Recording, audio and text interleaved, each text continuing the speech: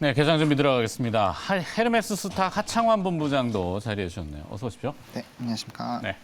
자, 오늘 뭐 개장 분위기를 지금 어떻게 녹여야 될지 포인트 짚어주시겠습니까? 네, 일단은 뭐 그렇게 긍정적이지 않은 이벤트들이 좀 많이 있었습니다. 그러다 보니까 시장 자체는 조금 어둡게 시장을 할 것으로 좀 예상이 들고 있고요. 이제 연휴를 또 앞두고 있기 때문에 약간의 좀 제한된 증시가 좀 진행이 되지 않을까라고 보고 있습니다. 좀 주목해서 볼 만한 것들 같은 경우는 일단 코로나 확진자 수가 또 이제 7천 명이 넘어가는 이런 움직임들이 강하게 나타나고 있기 때문에 뭐 진단 키트라든지 음압병동, 뭐 금요일에 좀 강한 시세가 분출이 됐었죠. 그래서 좀 많이 눌려 있는 부분에서 다시 한번 좀 상승이 나오는 흐름들이 예측이 될 것이기 때문에 관련된 부분들 좀 단기 트레이딩 관점으로도 좀 접근을 해보시면 괜찮을 것 같고요.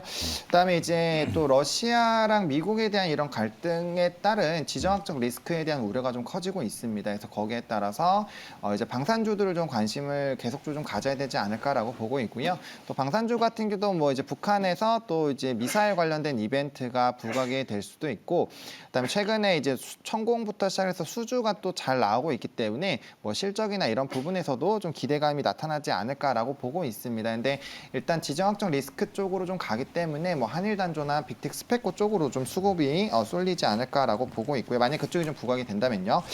그다음에 이제 또 천연가스랑 유가 관련된 종목군들도 좀 계속적으로 좀 관심을 가져셔야 될 것 같고요.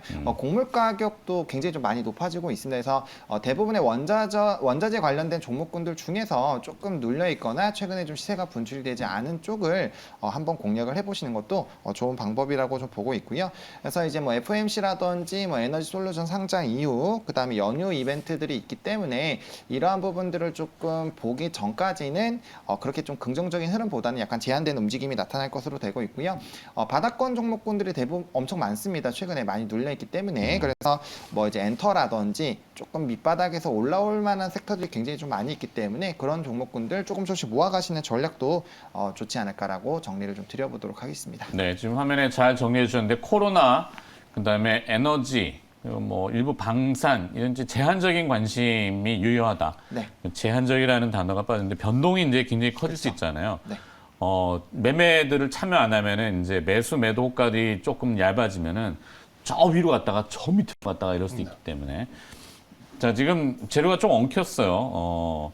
개장 전에 이제 말씀하신 그 컨트리 리스크, 지정학적 리스크라고 하는 미국과 러시아의 얘기, 러시아와 우크라이나의 얘기, 얘기들이 나왔는데도 미국 주가지수 선물이 지금 오르고 있단 말이죠. 굉장히 강합니다. 지금 주가지수 선물이 생각보다는 굉장히 좀 강한 상황이고. 그게 이제 뭐 특별한 재료는 아니고 사실 이게 또 늘 말씀드리지만 아시아에서 스크린으로 전산 거래되는 거는 큰 의미는 없어요. 일부 그 아시아인들이 우리나라 사람들이 있습니다. 뭐 거래량 자체가 이렇게 뭐 많은 이제 그런 네. 부분은 아니다 보니까. 우리나라 사람들이 이렇게 막 매수가를 넣으면은 이렇게 주가 이렇게 지수 선물이 오르는 경우도 있고 본장은 열어봐야 되기 때문에 이것만 놓고 딱 판단할 수는 없는데 진짜 그래도 중요한 떨어지는 것보다는 낫긴 한데. 그렇죠. 네. 환율이 중요하죠. 네.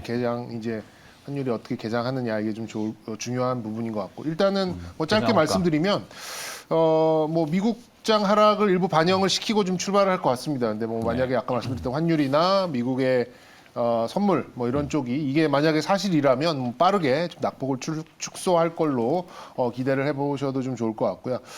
일단 뭐 시총 상단의 거의 전 종목들은 좀 뭐 파란불을 켜고 출발할 것 같고 또 좀 눈에 들어오는 게 국제유가 WTI 150불 갈 수 있다 뭐 이런 얘기가 또 나오네요. 뭐 그런 뭐 나올 수도 있죠. 그렇게 되면 과연 정유주가 좋을 것이냐, 신재생이 좋을 것이냐 이것도 좀 중요한 좀 포인트가 될 것 같고요. 코스닥 시장도 역시 에코프로비엠의 화재 소식을 좀 반영을 시키는 것 같아요. 근데 뭐 이런 좀 단편적인 악재, 순간적인 악재는 뭐 결국에는 다 이제 회복을 하는 것이 이제 보통이니까 이걸 또 매매에 또 참고하실 분들도 아셨으면 좀 좋은 이제 그런 좀 부분인 것 같고 일단 뭐 코스닥 시장도 좀 1.3, 1.4 정도 낙폭을 어느 정도 보이고 일단 좀 회복을 하는 이런 쪽으로 좀 이른바 개파락. 그렇죠. 그리고 이제 좀 회복을 하는 그래서 오늘은 좀 어느 때보다 시작할 때 환율이 좀 중요하지 않나 이렇게 좀 생각이 듭니다. 네. 자, 그러면 이제 또 계획대로 하창원 본부장이 준비하신 그래도 공부합시다 기업이 있죠. 네, 그 SPC 삼립이라는 종목인데 식품으로 갈까요? 그게 낫겠다, 그죠? 네, 그래서 조금 이 종목이 많이 눌렸습니다. 그리고 제가 앞서서 또 좀 많이 눌려 있는 종목군들을 좀 보자라고 말씀을 드렸는데 이 종목 같은 경우는 이제 식음료 쪽으로 좀 치중이 되어 있고 뭐 빵 아마 잘 기억하실 텐데 일단 네. 실적 자체가 역대 최대 실적이 나타나지 않을까라고 기대가 되고 있습니다. 그래서 이제 전년 대비 매출도 꽤 큰 폭으로 좀 성장을 되고 있고요. 뭐 가정 간편식이라든지 일단 본업 자체가 뭐 베이커리라든지 푸드 쪽이 좀 고르게 성장을 하고 있는 부분이 있고 턴어라운드 기대감이 굉장히 좀 강해지고 있습니다. 뭐 영업이익이라든지 그 순이익 같은 경우도 흑자 전환을 했고요. 이제 가면 갈수록 이제 실적적인 부분이 계속적으로 좀 강화가 될 부분 그리고 신규 사업 신사업에 대한 기대감들이 굉장히 좀 커지고 있고요. 온라인에 대한 이런 매출 비중들이 굉장히 좀 높아질 것으로 기대가 되고 있기 때문에 전반적인 사업에 대한 그런 이제 영역 확대 그리고 새벽 배송이라든지 다양한 카테고리로 이제 시너지를 좀 발생을 시킬 수 있는 부분으로 좀 사업을 확대가 될 것이기 때문에 바닥권에서 턴어라운드 될 수 있는 종목으로 좀 관심을 가지시고 중장기 관점으로 좀 모아가시면 그래도 좀 괜찮지 않을까라고 보고 있는 상황입니다. 네. 자, 뭐 제일 중요한 건 먹어야 되니까 생존의 문제로 식품 관련주, 뭐 맥락은 이제 뭐 곡물, 뭐 국제 식량 이런 쪽이지만 네. 아직은 딱히